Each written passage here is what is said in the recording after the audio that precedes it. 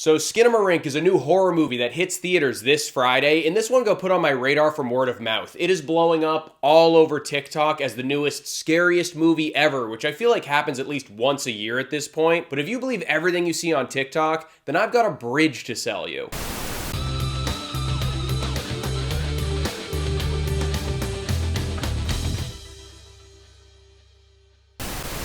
What's up, guys? I'm Sully Streams. I post videos every week about which movies are actually worth your time and which ones are just hot garbage. So make sure you hit that subscribe button so you keep on adding to that never-ending watch list. And today I'm excited because we're talking about the brand new found footage horror movie, Skinamarink. All you need to know about this one is that it follows two young children that wake up in the middle of the night to find that their father is nowhere to be found and that all the windows and doors in their house have vanished for some reason. So before we get into this one, I want to put out a little disclaimer here. This movie was made with a budget of $15,000. So no matter what negatives a little film critic like me has to say about this movie, that is truly impressive. I mean, this movie was made for next to nothing, has made waves at several festivals, and has a ton of hype around it in the horror community just off of word of mouth alone. So opinions aside, you just have to acknowledge how massive of a feat that is to accomplish. The director, Kyle Edward Ball, actually runs a YouTube channel that analyzes other people's nightmares, and he makes little short films about them, and he uses his real personal childhood home as the setting of this movie to make it all feel more personal.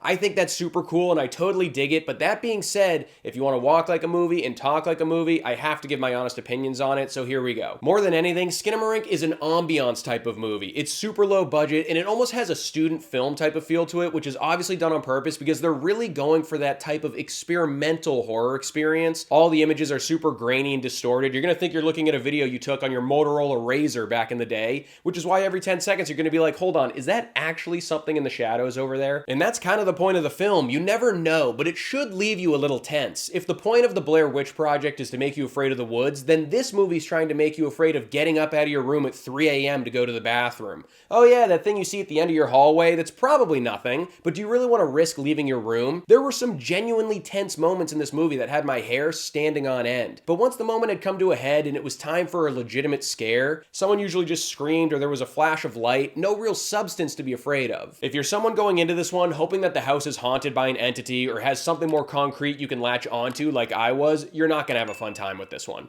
But if you're someone going into it looking for like that kind of creepypasta haunted footage video kind of vibe, you'll probably eat this one up and ask for a second helping. I'm not one of those people, but more power to you. Matter of fact, take my serving. I don't need it. This one takes the cake as one of the most fun movie titles to say in one of the most boring horror movies I've seen in a long time. I mean, I was fighting the urge to check my phone during this one on multiple occasions. My reminder to take out the trash and a spam email was more alluring to give my attention to than some parts of this movie. And I think it would have worked better as like a tight 30-minute short film. And the guy that made this movie actually expanded one of the short films he made to make this movie. But I feel like it should have just stayed in that form. I get that you want to set the tone and fully immerse people into this atmosphere, but I just feel like the majority of people don't have the attention span to follow something this slow and subtle. I mean, I feel like I'm pretty good with this kind of stuff, and even I was like, oh man, this really has to end. I saw people talking online about how this movie made them feel like they were living out a nightmare from their childhood, and that made me think, well, maybe this movie just isn't for me from the get-go. I mean, when I was a kid, my nightmares were about falling off a cliff or going to school in my underwear, not about sitting in the dark and watching TV static for 90 minutes. But if that's closer to how your nightmares were when you were younger, then I totally understand this movie blowing up all over TikTok. I usually love all different types of horror movies, but I'm starting to think this like atmospheric and experimental part of the genre just isn't for me. I didn't like We're All Going to the World's Fair from last year either, and that's a film that I would say is very similar to Skinamarink in both vibe and execution. If you like that, you'll probably really enjoy Skinamarink.